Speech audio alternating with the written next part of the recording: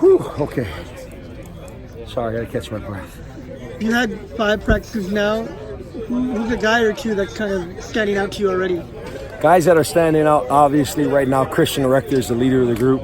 Gosh, his experience, his leadership has been huge for the front. I know he's the only senior, and he's really acting like it. So I'm super pleased. One, just with the mental capacity he has, how he's guiding, not just the younger guys, even the guys that were here last year. I mean, he's guiding them in the right direction. Our communication is so much better up front, and it starts with him, leading the charge. So Christian's one of them.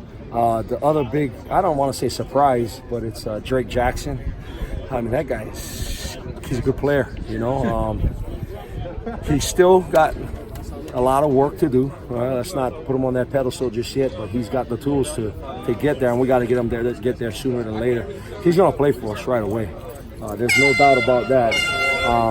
But he does things that are just super athletic, which shows just a special skill set. I mean, in his hips, in his upper body, how fluid he is. I mean, it's pretty amazing. So Drake's another one. Interior-wise, you got Steady Freddy's, which, I'm glad we don't have any school anymore. We got Marlon full-time and Jay, when those two guys are in and they're getting things done, we're pretty good. So those are the 4 guys that stand out. I think I said 4. Those are the 4 guys that stand out to me. With Rector and Drake, you basically have to find a way to get them on the field together now? Yeah. Well, depending on the package. Sure. Right? We say this, it's competition all the way through camp, but right now we have Drake and Rec as the one ends when we're in our base package or nickel packages. Obviously, when we go to another package, Rec's the first guy in and Drake's the second guy in. And then, as we go further along in camp, when we get our third down packages and our 2-minute packages, then you'll see the quicker guys, Drake and Christian, move inside and play that. So don't worry, I'll find a way to get them on the field. Drake has to be on the field. Yeah, I imagine his progress kind of encouraged you to get him on the field, right? It kind of changed the alignment almost, where you add another D lineman because of and that's what Coach Clancy wanted in the spring. That was the biggest change of getting the 4-man front, getting the bigger front. Right now we're kind of, I don't want to say we're thin, but we're running a little bit more 3 guys, 3 D linemen rather than 4, because we have to sort out some things with the outside linebackers. But I feel good. We can practice our nickel and base packages, and I'll feel real good with those 2 guys coming in. And then also you got Connor and you got Caleb as backup, so we're in good shape. Can you get a guy like Drake? Do you say, man, I don't have to, with that get off and all that, that's going to make me look like a pretty good coach? Yeah, my job is not to screw it up, That's the main thing, not screw him up. No, he's, I've been lucky to coach a lot of talented dudes, and he's kind of in that category right now. Like I said, he hasn't done anything for us just yet. I mean, Christian Rector's a proven guy. Drake's doing his thing out here. He's a true freshman, and we'll see what happens when we get through our first couple of games.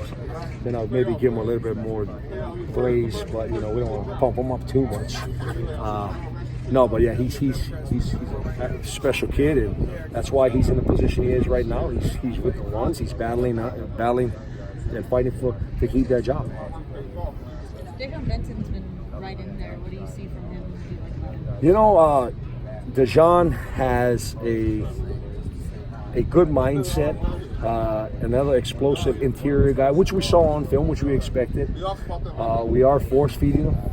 Is he going to play this year? I don't know. We'll see as camp goes, because the biggest part is going to be the mental capacity. How much can he retain with the install? And right now, what are we in? Practice 5? So it's getting a little. There's a little bit of an overload right now, but as we keep going, it's not. My whole deal is, if physically, I think he can do it. Mentally, he's not there yet, and you got to be mentally ready to go in order to play. If I'm going to play a freshman, you got to get the mental part of it. You got to get the schematic part of it. And right now, he's trying to learn. But like I said, I mean, we got some depth there now. We got Marlon, we got Peely. Trevor. You got Trout. So, I mean, we're 3 deep there right now. And it's a battle with Trout and Benton right now. So What tangible evidence have you seen that your run defense has improved? Well, right now,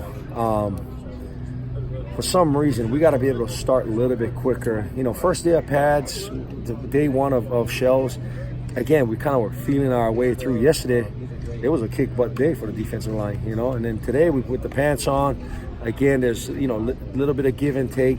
The whole deal with me is after we watch the film, and I got to worry about my guys. As long as my guys are gap sound and they're getting their knockback, I'm good, But it's a team game, but I got to worry about my guys. So sometimes it looks like when we're getting gas, and I'm like, wait, hold on. Okay, well, that's somebody else's responsibility. Where's my guys? And trust me, if my guys lose their gaps, you guys will hear it. So I'm pretty pleased of our gap control with our ones and twos.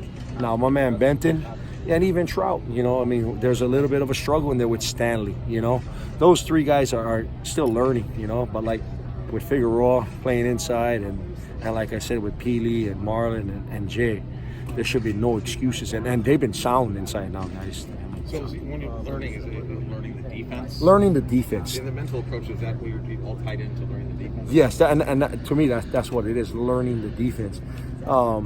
Technically, their athletic ability carries them through, but the scheme, making sure when we get a certain call and we're slanting to the left, we slant to the left a certain way. Or there's a lot of calls where we're slanting to the left and we're not. We're changing up the slant, and that's the hardest part for these guys to grasp. And then when our offense, it's great to go against this offense. Now I've never gone against the offense that fast.